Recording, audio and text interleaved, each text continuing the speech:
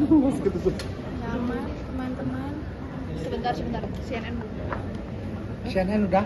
Sebentar. Nanti dimarahin Rifana saya. Rio mana? Rio di istana. Istana. Lagi di istana. Naik kelas dulu. Oke. Oke, mulai dah? Yap. Ya, Yuk. siap. Bang, dari rapat perdana hari ini Komisi 13 apa aja yang dibahas? Ya, tadi satu dipimpin Pak Adis Kadir pagi melantik kami di 13, habis itu perkenalan anggota. Komisi 13 ini luar biasa. Ada banyak tokoh-tokoh senior. Ada mantan menteri Mr. Indar Haiten, Pak Yasona Lauli. Itu sangat membantu. Ada Pak Agun Gunanjar, sudah 7 periode. Ada Pak Muzamil Yusuf, ada Pak Sohibul Iman. Pimpinan juga ada Bang Andreas Parera, ada Bu Dewi, ya, tambah dengan Pak Suyat dan Mas Rinto juga sudah 3 periode.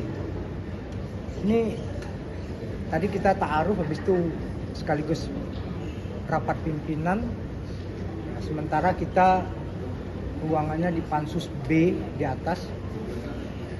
Kita itu cukup besar lah ya, tinggal penataannya.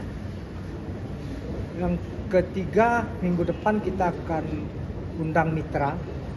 Hari Senin kita akan undang Menteri Hukum.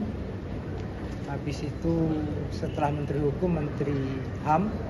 Hari Selasanya, hari Rabunya, Selasa biasa hari paripurna, kita kosongkan. Hari Rabunya kita undang Menteri Imigrasi dan Lapas, Kementerian Sekretariat Negara dan KSP.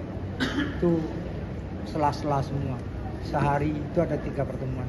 Dan hari Kamisnya semua mitra yang non kementerian, Komnas HAM, BNPT, BPIP, dan Sekretariat DPD, Sekretariat MPR itu akan kita undang. Jadi pertama ini kita masih dalam posisi saling perkenalan, ngobrol untuk kemudian agendanya apa saja. Itu yang sudah kita putuskan barusan rapat di Komisi 13. Tapi kalau untuk belanja masalahnya, apakah sudah ada tabungan-tabungan yang mungkin bakal jadi bahan pembahasan bersama dengan mitra-mitra dimulai pekan depan itu? Belum.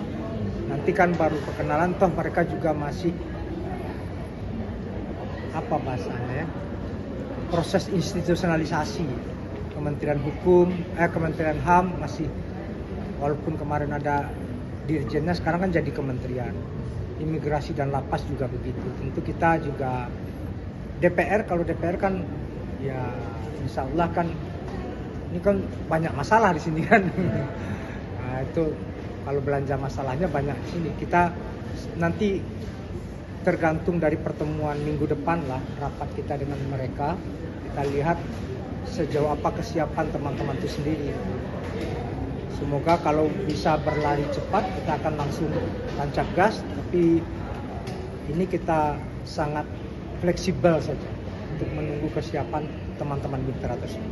Kalau di kementerian, di mitranya teman-teman di Komisi 13 ini kan beberapa adalah hasil pemekaran dari kementerian yang sebelumnya ya, yang awalnya Menkumham jadi Menham sendiri, Hukum sendiri, yang awalnya Dirjen Imigrasi jadi kementerian sendiri. Apa yang menjadi concern dengan pemekaran dari kementerian ini dan agar kerja-kerja dari 3 kementerian ini bisa efektif-efisien gitu?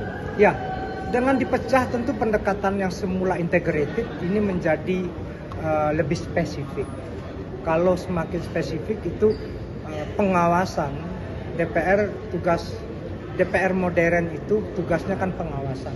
Artinya pengawasannya jauh lebih efektif ketika dia dipecah. Nah, ini kan pendekatan holding teman-teman semua ya. Kita tentu berharap DPR jauh akan lebih dalam untuk kemudian melakukan pengawasan kepada setiap mitranya. Ini yang political will yang progresif dari pemerintahan Pak Prabowo ini. Di kami di DPR dengan adanya Komisi 13 ini, dengan struktur yang seperti ini, dengan kelembagaan yang seperti ini, kita berharap fungsi pengawasan akan jauh lebih optimal. Itu. Bang, sebagai komisi yang baru, biar kami nggak nyasar-nyasar, selamat tadi di mana nih kantornya, Bang? Sama rapat-rapatnya di mana aja? Pansus B. Kalau mau selamatan kita ya habis ini tadarusan bareng-bareng. Ruang kerja Pansus B. Bang, ini ada apa yang lagi ramai kan, Menteri HAM atau SBJ yang jadi sorotan begitu kan terkait dengan permintaan tambahan anggaran atau jadi usulan ada sebanyak 20 triliun dari 60 miliar ini, tanggapannya apakah Komisi 13 akan mendalami atau mengecek atau seperti apa? Ya kalau sementara tentu anggaran itu Presiden sendiri ya. Kita akan lihat nanti terus baru secara mekanisme ke Banggar. Atau belum ada juga APBNP ya. Artinya kan kita sama-sama tahu ini bergerak dengan anggaran yang sudah kita ketok.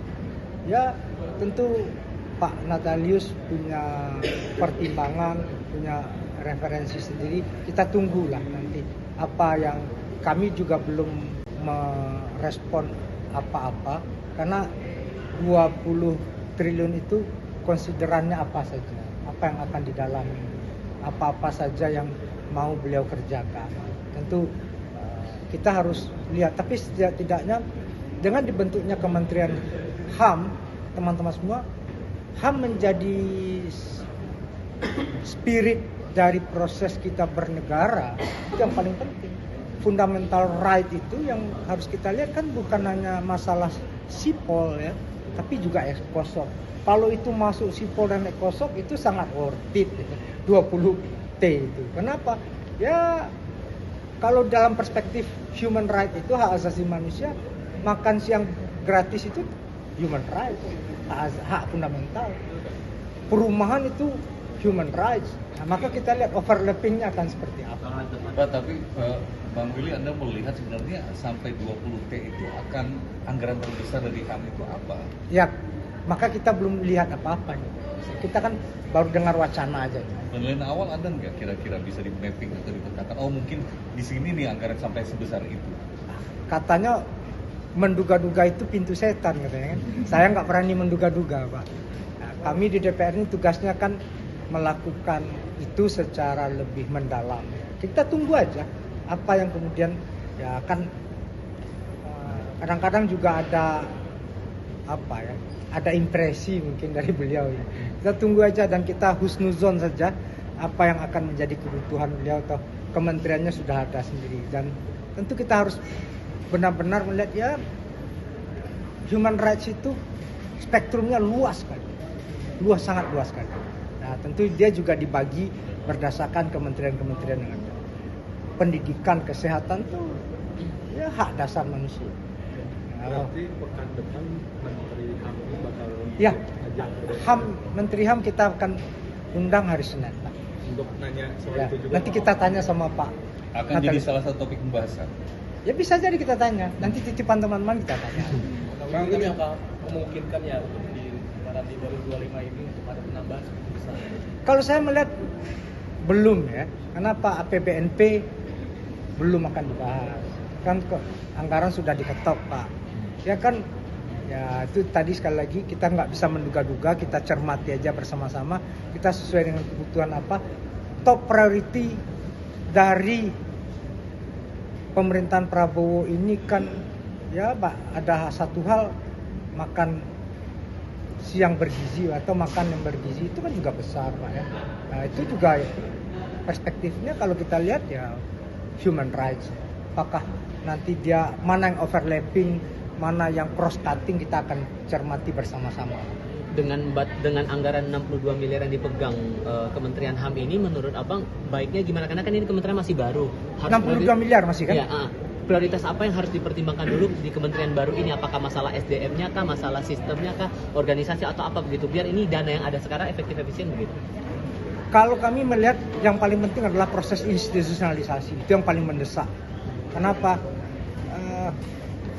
Ini pendekatan kan pendekatan bernegara, bukan pendekatan LSM ini kan. Jadi tentu satu penempatan sumber daya manusia,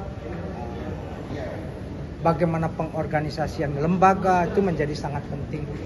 Sembari juga berbicara sosialisasi dari keberadaan kementerian sendiri apa yang menjadi domain kementerian, apa yang menjadi domain dari Komnas HAM. Kita ada Komnas, Pak. Teman-teman jangan lupa itu spiritnya udah lama sekali.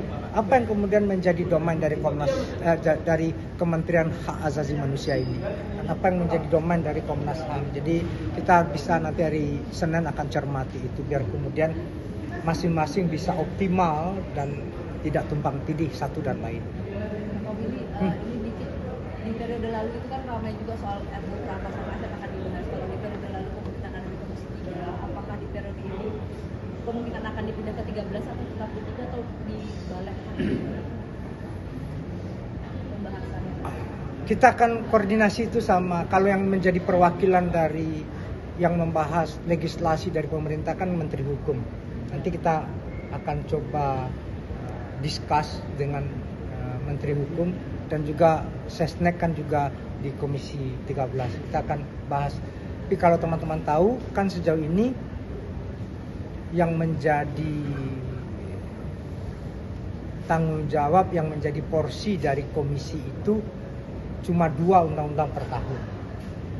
Jadi selebihnya kan domainnya balik. Jadi kami di setiap komisi ini, khusus di Komisi 13 cuma dapat 2 domain, 2 rancang undang-undang. Nanti kita bahas lah apa yang akan rancang undang-undang yang akan kita usulkan di dalam prolegnas prioritas.